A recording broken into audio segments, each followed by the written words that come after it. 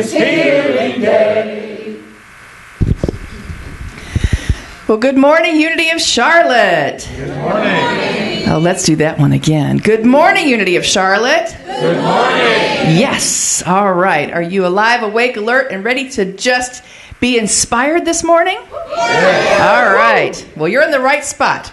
So fasten that seatbelt and get ready. It's going to be a wonderful, wonderful Sunday. My name is Reverend Sally Robbins, and I am so excited that you are here with us today, whether you're here with us live here in our sanctuary, or if you're watching via YouTube, or let's see, we're Access 21. There's all kinds of ways that you can watch us. So we want to welcome all of you who are joining us across the globe. Unity of Charlotte, if you're new to us, if you're wondering what is unity, it's nurturing a deep, mature experience of God through the practice of unity spiritual principles. Simply put, we are here to love, grow, and serve.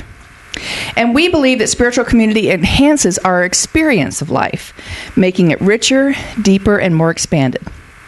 If you're joining us for the very first time today, a very special welcome to you. If you didn't already see it on the way in, there is a place where you can sign up for our e-newsletter, where you'll get every week, you'll get an update of the happenings here at our church. Also, if you see someone with a name tag that has a blue ribbon, they are our guest greeters. They would love to help you answer any questions that you might have about our center. They'll also be happy to give you a welcome packet if you head out right out to the lobby, to the table right out there. Also, if you're in need of spiritual support, you can place a prayer request in our Ministry of Prayer box, which is also located right out in the foyer. And also, you can go online to www.unityofcharlotte.com, and you can place a prayer request there too, confidential and safe. We have many, many wonderful happenings here at our church. So it is a beautiful and wonderful day. And so I invite you to simply breathe into this moment. Allow yourself to become present and available for the here and now. Letting go of the busyness and whatever it took to get here. Letting go of any anticipation for the future to simply be here now. Opening our hearts to the presence of unconditional love. Our minds to divine wisdom. And we know that we have been brought together by divine appointment that we might remember the truth of who we are. Spiritual beings, discovering the fullness of life, living from that place of knowing and awareness. And so whatever else is going on in the world today or in your life today, we simply invite you to set that aside and to be present here and now. To remember what is known at a deep and profound level. that God is good and all is well.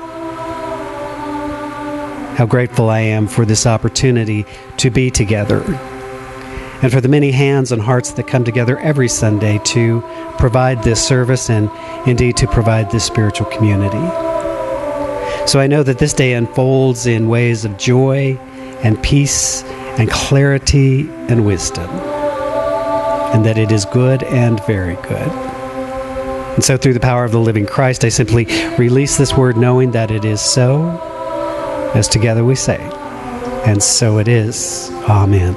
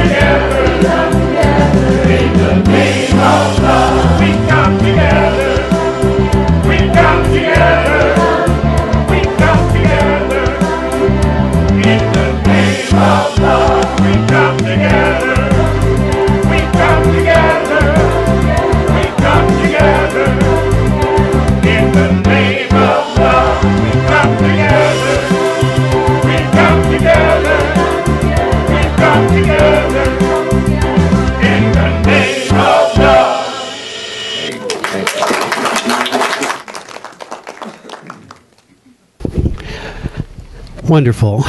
You know, the louder you sing, dear, the better I sound. I appreciate that, so thank you. Hey, how about standing and joining me in affirming this truth together?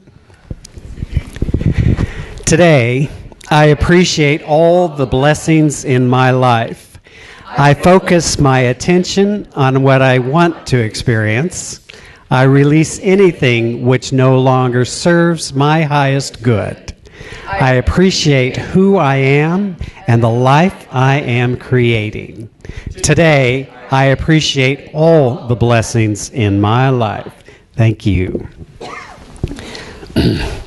So we are delighted today to welcome a young man who's kind of shown up in our life and is such a wonderful and bright light. And so as it worked out, he was going to go through Charlotte to go to Atlanta and said, would it be okay if I stopped by? I was like, hello, yes. So will you please welcome Daniel Keppel-Young. Cheers, thanks very much. So the reason I'm going to Atlanta is I'm going to be playing with Bob Simer at Eddie's Attic, that's such an honor, you know. Through some of the musicians that I've had the pleasure to play with, I've had such a blessing, you know, many blessings, in fact. So I'm lucky to do what I do, which is sing for you.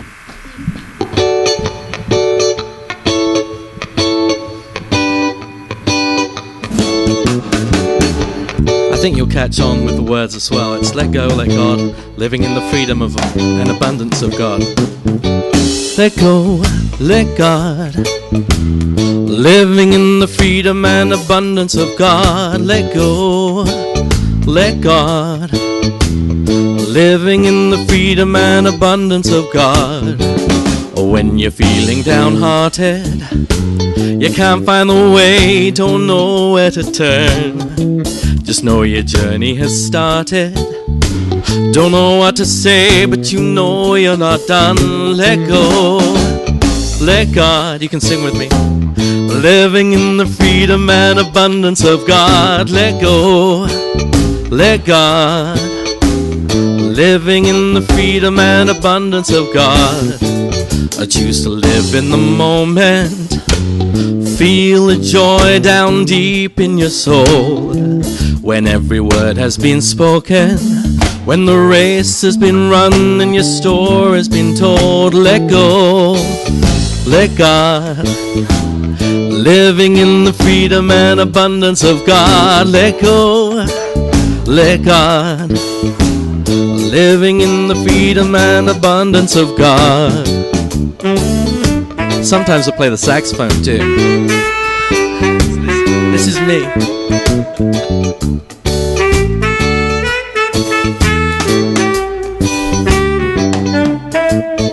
Let go, let God, living in the freedom and abundance of God. Let go, let God, living in the freedom and abundance of God. When you're feeling downhearted, you can't find the way, don't know where to turn. Just know your journey has started. Don't know what to say, but you know you're not done. Let go, let God, living in the freedom and abundance of God. Let go, let God, living in the freedom and abundance of God. You choose to live in the moment. You feel the joy down deep in your soul. When every word has been spoken, when the race has been run and your story has been told. Let go, let God, living in the freedom and abundance of God. Let go, let God, living in the freedom and abundance of God. Let go, let God, living in the freedom and abundance of God. Let go, let God, living in the freedom and abundance of God. Let go. That's right. Let go of all your worries. You've got a great speaker coming up today. David Ault is fantastic. I've heard him before. Just one time, so this is a blessing for me. Now on the CD it says, yeah, man. Cheers. Thanks very much.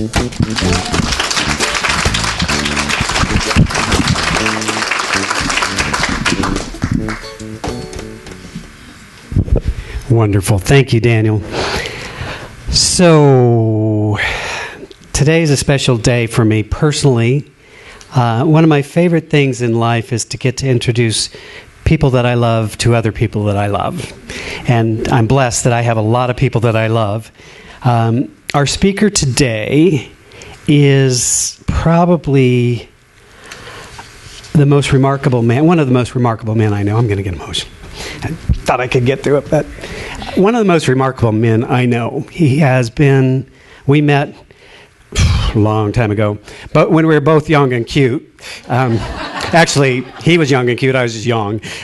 So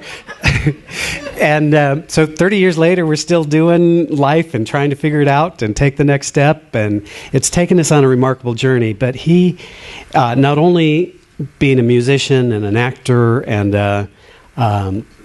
then moving into the spiritual realm where he became a minister. He served it for the last 8 years at the Atlanta Center for Spiritual Living, and always asking this question of how do we serve more. But if that wasn't enough, he also founded the Kaleidoscope Child Foundation, and they've created an orphanage and school in Cambodia and now in India and now working on one in Guatemala. And if that weren't enough, he's written a book and he writes for the Science of Mind magazine. He's getting the Walden Award this week. Pulitzer Prize is not far away. Nobel Peace Prize. I mean, it's like, just what else? So thank you for making me smell small and insignificant, my friend. No, actually, he's got a wonderful heart, and I'm just so thrilled that he came. One thing I do want to make you aware of, that this project that has kind of taken over his life, I think, of serving these young people around the world, is an opportunity for others to participate. And so if it speaks to your heart to go to Cambodia for 10 days with Dr. David and to serve these young people and have an amazing, what do you call it, a volunteer? Yeah, amazing experience. That's available for you as well. He'll have his books and invite you to stay for the workshop. So without anything more, please help me welcome my friend, Dr. David Ault.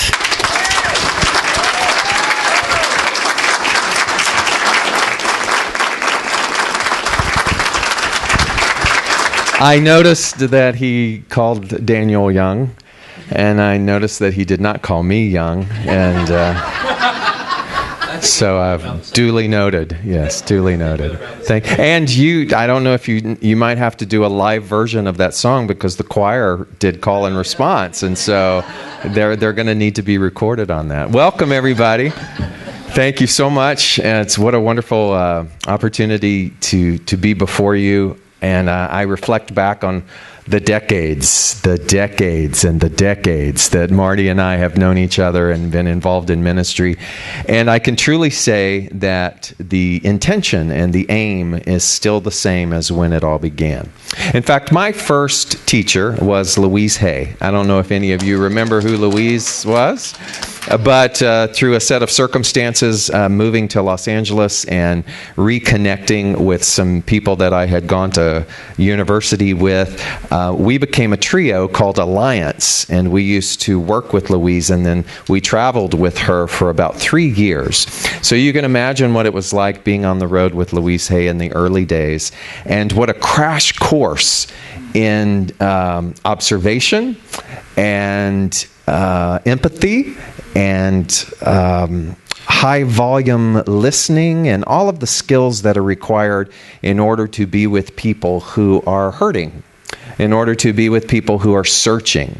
And I find that same level of seeking and hurting and searching still exists among us, even when we've been entrenched in spirituality. Because we live as spiritual beings and we are having a spiritual experience, but the density sometimes of what it is to be in the day-to-day human skin suit, that I like to call it, can be a lot. And that's why we always incessantly talk about spiritual practice. What do we do? How do we center? How do we ground ourselves? And so long ago, I knew that the intention and the aim of being in a pastoral position was to help migrate people from their pain to a sense of hope. But hope wasn't a stopping point. That then you go from hope to a state of belief. And everybody has beliefs, right? A lot of our beliefs stem from our domestication and our religious upbringing and our opinions. And so it's not even enough to have a collection of beliefs. But what spirituality, what metaphysics, New Thought teaches us, is to move even from belief to a place of knowing. A place of knowing. That in spite of whatever is happening in our world of effect, that we have this unshakable sense of knowing that all that is real and all that exists is this idea, this energy, this life force that we call God. How are we all doing with that sense of knowing in today's world? Right? It takes work, doesn't it? And so that's always been the aim, and that's always been the intention, and that's always the practice, is how do I strengthen my sense of knowing? I teach often a phrase that goes like this: even in the apparent absence of. Say that. Even in the apparent absence of. So think of that. Even in the apparent absence of peace, there is peace. Even in the apparent absence of love, there is love. Even in the apparent absence of divine order, there is. So my favorite quote, do you have a favorite quote? My favorite quote of all times is from the study of A Course in Miracles, and it says, "Love brings up everything unlike itself." Wow. And I used to go, what does that mean? Love brings up everything unlike itself. And I would study that quote, and it finally dawned on me one day exactly what that was encouraging me or pulling me to know. And that is, if I stand in front of people and I say, I am an advocate for peace, then guess what? Everything unlike peace comes before me, not to test me, but to make good on my advocacy. In other words, to bring my words into a place of integrity. If I say I'm an advocate for love, then everything that appears unlike love does what? Rises up before me in order to give me the opportunity to really practice what it is that I say that I am. And so it's the same thing. That's where knowing comes in. Is that everything that appears unlike divine order pops its head up pretty much all the time, doesn't it? And so we are in a perpetual state of practice. And so I want to play a little game with you. So take your hand. All right? Everybody's got to do it. All right? You've got to take your hand, and you're going to put it over your eyes like this. So just keep it over, block your vision. And so I want you to imagine that your hand over your eyes is sort of like our day-to-day issues or problems. So this represents the friction that's going on inside our household.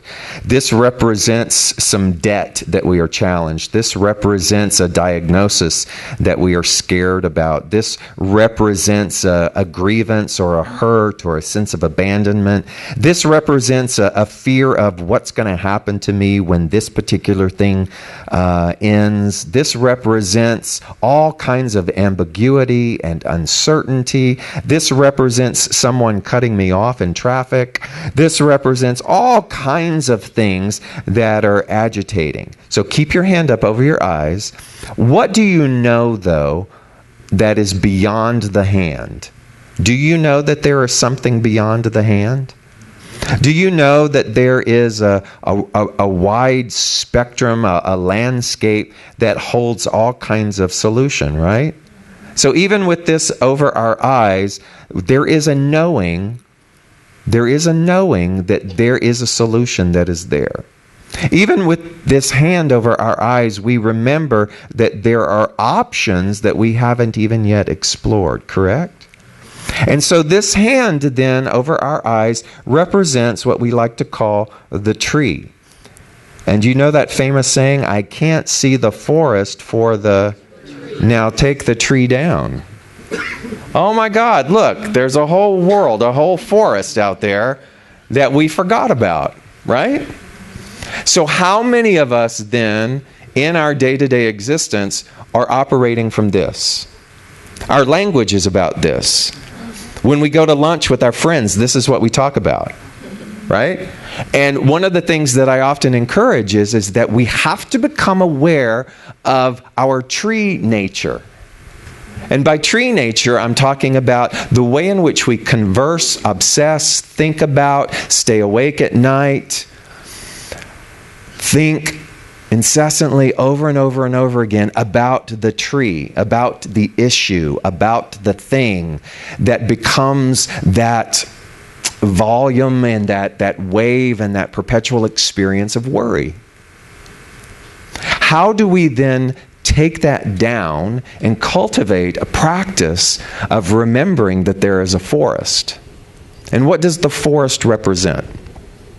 The forest represents, again, all of the options that you and I haven't really explored yet.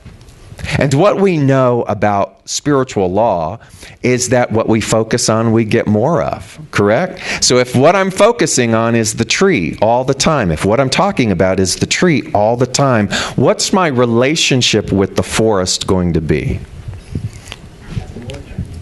It's going to kind of go back to the hope syndrome, which is at the beginning. We're going to hope that there's a forest, but are we really going to know that there is a forest? So how do we get to a place of knowing that that forest exists? So my aim and my intention is to cultivate forest people. I want the world to be filled with forest people, not tree people, forest people. And so I want to ask you today, are you willing to re-examine your relationship in being a forest person? A forest person is someone who operates from vision. Have you ever really tried to define what a vision is? A vision is so vast, a vision is so big, that we will spend the rest of our lives trying to incorporate that, reveal that, see that, be that, until we take our last breath. And the vision is so big that we will never complete it in our lifetime. But vision requires some good old-fashioned, what we call devotion. When was the last time that you really sat down and said, what am I devoted to? Am I devoted to the tree and the management of the tree? Or am I devoted to the forest? And you see the difference? Because if I'm devoted to the forest, it means then that I have to operate from a leading edge sensibility. It means that I really have to cultivate and know in faith that what it is that I feel inside is true and real. Because in the forest energy, there is provision. This whole month, I know that you've been looking at some of Lynn Twist's work, and you've been talking about prosperity and abundance. And what we understand is that in our belief system, we can't really fully experience that level of prosperity if we are tree people. If all that we are trying to do is to manage things. But we move into a sense of prosperity, into a sense of abundance, into unexplored territory, when we begin to practice our sense of knowing and our sense of vision and allowing ourselves to become forest people, to operate from vision. And so here's how we migrate. And I love to give tangibles. I love to give takeaways, things that you can use, practical application. And so here's the thing that has worked best for me with regards to cultivating my forest nature. Sometime in the 90s, I was reading this article by a travel writer. I believe his name was Doug Boyd. And I forget what he was talking about, but somewhere in that article there was a little short paragraph, and he said this: the most powerful mantra that you can ever say is, "I'm available." And then he said, look out, because if you're sincere, your whole world is going to change. Look out. In other words, don't go around and saying I'm available if you don't mean it. So again, it's kind of like that Course in Miracles quote, love brings up everything unlike itself. So if you say I'm available, but you're not sincere about being available, then don't say it. But if you are truly, truly earnest in your desire to live more in that state of expansion and vision, if you are truly earnest in letting go the shackles of whatever it is, the themes that have held us down into this level of smallness, then just do that. Just say, I'm available. And here's what benefits that. You and I get to get clear on what our values are. And when I talk about values, I'm talking about the things that govern what you say yes and what you say no to. Do you know what your top 5 values are? If I were to come to you and say, tell me what your values are. One of mine is adventure. I grew up in Beaumont, Texas, in a very poor experience, very cliched, but many people have had that. But I was the last of a tribe of children, and by the time that I came along, all resources were gone, and everybody was tired, and no one wanted to do anything with me. And so I climbed up trees. I climbed up trees and I read books, and I fantasized about what it would be like to escape this particular environment. What it would be like to move away from the abuse, what it would be like to move away from the poverty. And so adventure was fostered in me long before I even knew that that was a value. Because I would read in books about all of these people. You know, I had a rusted bicycle with a little rusted basket, and I would ride it to the local library. And I remember I was so tiny and so short that they would have to lean over the counter. And they had a series of autobiographies for young readers.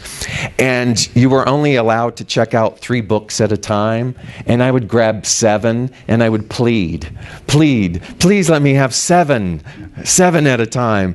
And they would, and I would put them in my little basket and I would ride home, and up the trees I would go and I would read for days and days and days. George Washington Carver, Walt Disney, Abner Doubleday, the inventor of baseball. I would read all of these stories over and over and over again. And what I began to identify about all of them was this tenacity, this vision, that even in spite of whatever earthly obstacle was happening to them, that they would keep going. And that requires vision. That requires not being able to see the whole stair step, but to continue to climb up it anyway. That requires a commitment of faith. And so adventure became one of my values, and it's still one of my values today. And one of the things that I do when I look at my values, spiritual development is a value. Health is a value. All of the things that mean something to me. And when I look at my values, I say literally out loud, I'm available. I'm available. And like that travel writer said, look out, because your whole world starts to change. And so the things that are in alignment with those values start to show up, and doors begin to open, and synchronistic meetings begin to happen.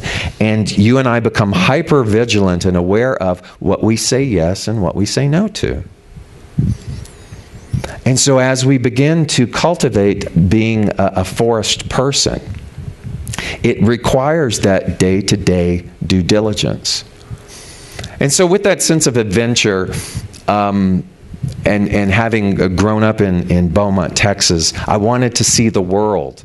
And there was very little means for me to be able to do that. But as I got older and as I aged and as I began to work with Louise and as I began to cultivate a sense of self, opportunities began to show up for me. You know, those companies that let you sign up, and if you get 15 people, your trip is free. That was big in the 90s, in the mid-90s and the late 90s. And so I would use my mailing list, and I would gather all these people, and before you know it, I was in China, and I was in Peru, and I was all over the world seeing things, and I felt like that sense of adventure was alive for me. And one of those trips in the early 2000s was to Thailand and Cambodia. And I had never been to either place. I knew nothing about Cambodia. I had no idea that the world's largest spiritual temple complex is in Siem Reap, Cambodia. It's called Angkor Wat. And it is so huge and so magnificent and so extensive that you can never see all of it. Days and days and days of all the different temples that are there. And so we go to Thailand, which is lovely. And then we embark and we fly over shortly to Cambodia. And have you ever traveled to some place and the moment that you land, something visceral happens inside of you? You feel like, I know this place. This feels familiar. Well, that was what was going on when we landed there, and it was quite primitive. This was back in 2004. Today, it's much different. But in 2004, the main road was still a dirt road. The airport was this tiny little thing, and the delineation between the haves and the have-nots was very big. The haves were the tourists, and the have-nots were the local Cambodian people. So 2004, so do the math. They had a major civil war in the 1970s, a genocide that killed more than 2 million Cambodian people. And it was from an oligarch who took over that country. And if you were educated, if you wore glasses, if you had your own business, if you were a musician, if you were a creative type, you were forced to go into the rice fields and work until you died. And there's a movie called The Killing Fields that showcases what happened to those Cambodian people. So do the math. Only 30 years had passed since then when we landed. That means that entire generations of Cambodians were wiped out. And we landed and we're seeing all of this. During that civil war, they used landmines. So if you remember Princess Diana, before she passed away, the last thing that she was doing was helping to excavate the landmines out of the country of Cambodia. Many of those landmines were made out of plastic, and they would bury them in all these different fields across the country. Then guess what? Recycling became popular. And so now you've got people in Cambodia who are looking for plastic to recycle. And if the landmines had not been excavated, they would go and they would see where the soil would wear down, and then it would blow their arms and legs off. And so it was a big issue. So we land there, and this is what we see. We see third world conditions. We can see the landmine victim. We can see all kinds of hardship. And the natural thing within people when they're in that environment is I want to do something. I want to help. And that was not uncommon. And I went to our guide and I said, I have 15 people and they want to do something. And I said, but I have a special request. I want you to take us to the worst possible place. Because if this is going to be a one-off, I want our time spent and our intention in serving to be its most optimum. So very quickly he told me about the Tonle Sap Lake, which is the largest waterway in that part of Asia. And in the dry season, the water recedes so much that a transient village pops up on the riverbank. And that's where you would have refugees and orphans and landmine people and the poorest of the poor. And he said, if you really want to help, I would go and I would feed the children on the banks of the Tonle Sap Lake. And I said, how will we do that? And he said, well, you can't just show up and you can't just bring anything. You would need to find food that is indigenous to their digestive system. So that means that you would have to buy food from the local markets. A local market would be where, let's say that you are a Cambodian family and you either farm or you gather produce and you come and you would sell all of that for a week. And he said, I would go to the local markets and I would gather, and he suggested some of the things that we buy.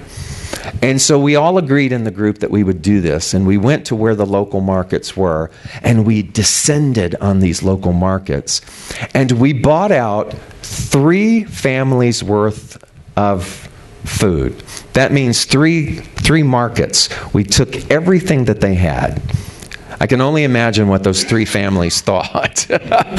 Oh my God, it's Monday and you've now taken all of our stuff. But we took everything and we got a fleet of vans to put it all in. When I went to pay for it, guess how much it cost? $86. For 3 local markets worth of food. That was the moment. that was the moment when the words "I'm available" started to echo through, because I stood there and I went, wow, even I can do something that might be sustainable. I don't know what that looks like. Here's the vision part. I don't know what that looks like. But what I do know is my opportunity, and the vision tells me to show up. And so we got to the area, to the Tonle Sap, and I still to this day don't know how our guide did it, but he said, I've got to get a message to those people. I've got to get a message to the matriarch of that village. So even a transient village has a matriarch. And this was before the advent of cell phones. You know what's so funny about traveling in third world countries now is that you'll see monks walking around talking on their cell phones. Everybody's got a cell phone. But back then that was obsolete. And yet when we arrived, there were more than 100 children that were sitting uniformly on that riverbank, just sitting there waiting. And so we began to distribute the food, and it was orderly and beautiful for about 7 minutes. And then off in the distance, you could hear this thunderous roar of running, and we all looked up, and there were hundreds more children running towards us. And when they got there, there was a grabbing frenzy, and we began to distribute everything that we had. And it seemed as though within 10 minutes after that, it was all over. And the storm sort of settled, and one woman looked down, and we were covered in these little tiny handprints. And she said, "This is the canvas of humanity." And we all stood there. And something began to happen inside of me. I could feel this wave of emotion. And I wasn't the type of person that wanted to display that wave of emotion in front of people. And I'm looking all around me for a place to go, and there's nothing except a pontoon boat that's sitting in the smelly water. And I remember crawling on my hands and knees into that pontoon boat and just sobbing and wailing. But the unique thing about that was that it was not out of pity. I was having what I could only describe as a mystical experience of I was that child, and that child was me. It was as if young David, who had hidden up in the trees when I was so young reading, was the same as the child who was receiving the food that was distributing. To try to put words to it diminishes the experience. But it was so remarkable. And in that pontoon boat, I remember on my hands and knees saying, I'm available. I'm available. And that's the beauty of a vision, is that the more that we say that, the more that we become clear about our values, the more that we become dedicated to being forest people. You don't have to have it figured out. In fact, very rarely do we have it figured out. Very rarely do we know the how. But what begins to happen is that this universal energy starts pulling us, this guidance, this intuitive nature, this synchronicity, all of the signs and the wonders that are a match to that start to pull us. And if we pay attention, then that forest becomes more and more clear. And we realize that that forest is that place of provision. We realize that that forest is that place of purpose. We will never be available to the forest if we focus on this. Every single day, we have to become aware of taking this down, taking this down, taking this down, taking this down, reminding one another with love. Let's talk about forest things. One of the ways that we can do that is when we eat with one another, when we visit. A lot of times I will tell my students, become aware of your language around meals at restaurants. Have you ever noticed that most of that conversation is about what's not working?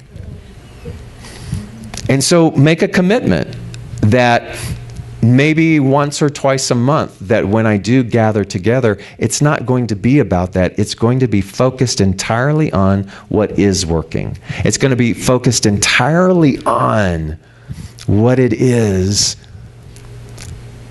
to be a forest person and what our vision is. And so from saying I'm available and going back year after year, making a lot of mistakes. Today we have 2 schools that Reverend Marty told you about in Siem Reap, Cambodia. We have an IT tech center. Some of the kids are learning coding. We have a sewing center. And we serve more than 600 children in Cambodia alone. And then we've replicated that in India. And we've started to create similar initiatives in Guatemala. And like Reverend Marty said, all of a sudden that vision, that forest experience has sort of taken over my life. So much so that I've made a pivotal decision, and I'm stepping down from pulpit ministry at the end of the year. I have no idea what it's going to look like. I have no idea what that's going to look like. But that part of me inside that says I'm available keeps getting louder and keeps pulling more and more. This past year in March, I lived in a slum in India. And they have an after-school program that my foundation is starting. And those kids meet in a cow barn on the floor. And the cow barn wall is patched with cow dung, which brings cow flies, which makes the aroma quite lovely. And I've never been more happy in my life than sitting in that cow barn with those kids who are learning for the very first time. And so we're committed to building the very first school that slum has ever had. And I know that a great part of 2019 will be the commitment of seeing that project through. And that's the kind of stuff that presents itself. That's the kind of stuff that makes me want to get up in the morning. That's the kind of stuff that reminds me that our purpose, not just my purpose, but our collective purpose, is to do everything within our power to say yes to that forest nature. So I leave you with this. Do you believe that the forest exists? Yes. The forest is solution. Do you believe that solution already exists? Yes. That's been my 3 favorite words. Solution already exists. I want you to think about the impact of that. That even in the midst of whatever it is that is the tree for you right now, do you realize unilaterally, simultaneously, that the solution to that already exists? How do we become available to that? How do we become available to the solution? It starts with taking this down. I look so forward to sharing the idea that revealed itself to me around worry with you this afternoon, because it was transformative for me. It's simple, it's tangible, and I'm going to say it right here, it's going to change your life. So don't leave. Stay and let us continue the dialogue. But first of all, thank you so much for the privilege and the opportunity to be able to speak with you this morning. Thank you. God bless.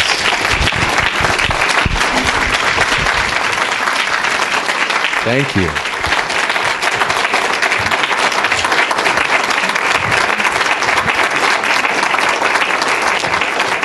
I'll let you do the prayer.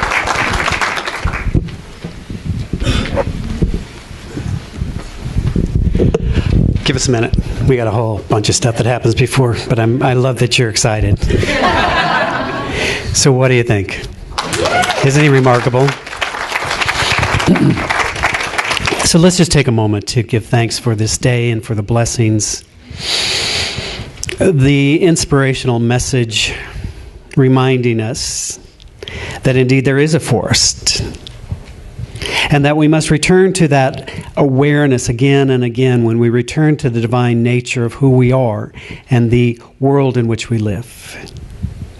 We know that wholeness is the order of the day, and that wholeness expresses as health and well-being and vitality. We know that peace exists. And so we allow our hearts to be filled with that peace that passes human understanding. We remember that we are abundant beings, that we delightfully participate in the divine flow, joyously giving and graciously receiving of the divine bounty. We know that indeed love is the only reality. And so we fully and freely forgive ourselves and those who we perceive to have harmed us. We are blessed. So we give thanks for this day and for all of the blessings. We remember that the solution exists. So I'm just knowing that whatever the problem is, the solution exists. And we are open, we are receptive and available to that truth. For all of these blessings and so many more, I simply give thanks as together we say, and so it is.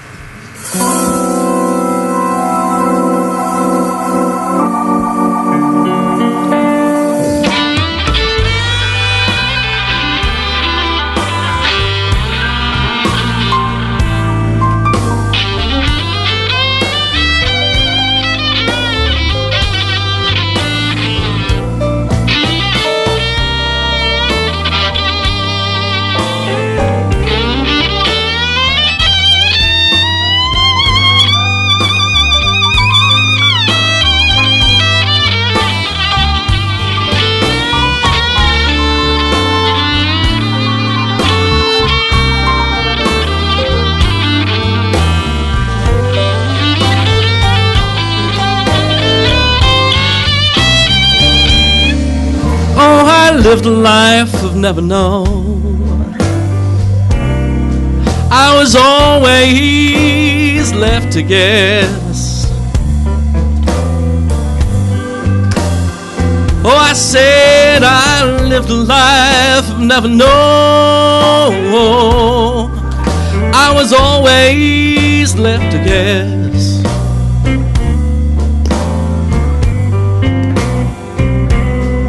But there's one thing wrong with never know. Never know is never yes.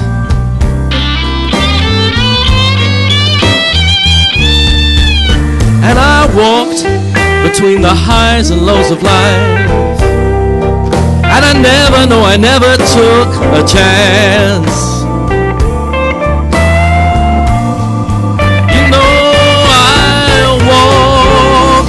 The highs and lows of life, and I never really took those chances.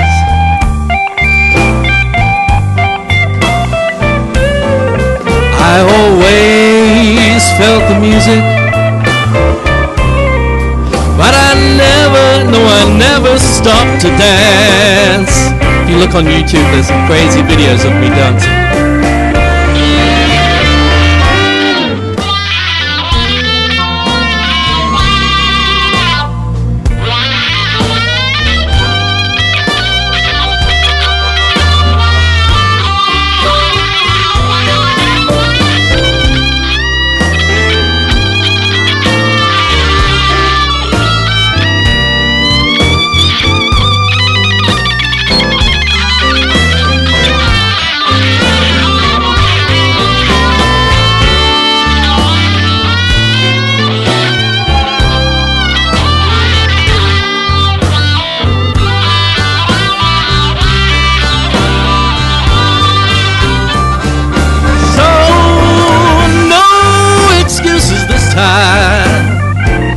I'm gonna buckle up and take the ride.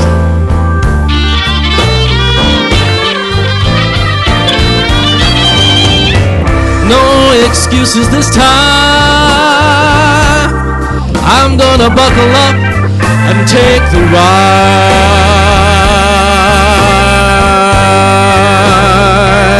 You know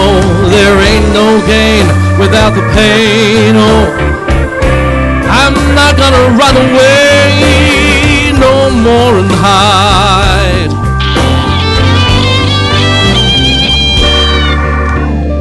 So I'm done with those things, that life of never know, where I was always left to guess. I decided to step out in front of you guys and in front of the whole world and share my music, because that's what I was born to do. You all have something that you are brought here to do, whether it's feeding children in Cambodia, growing ministry. You all have something, some part to play. So think about what that is for you. At the end of this, say yes with me. Okay?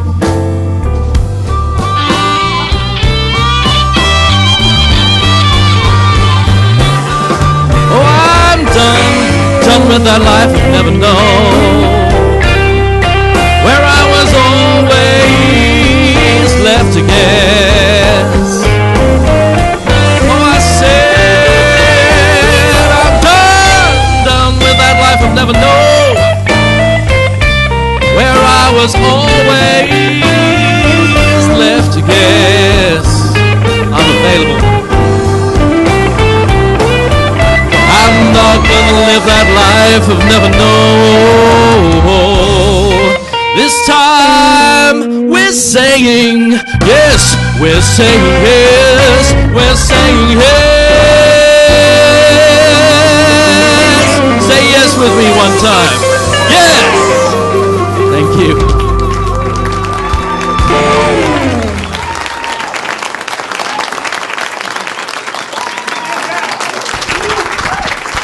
I say yes. Thank you, Daniel. Bringing it on home.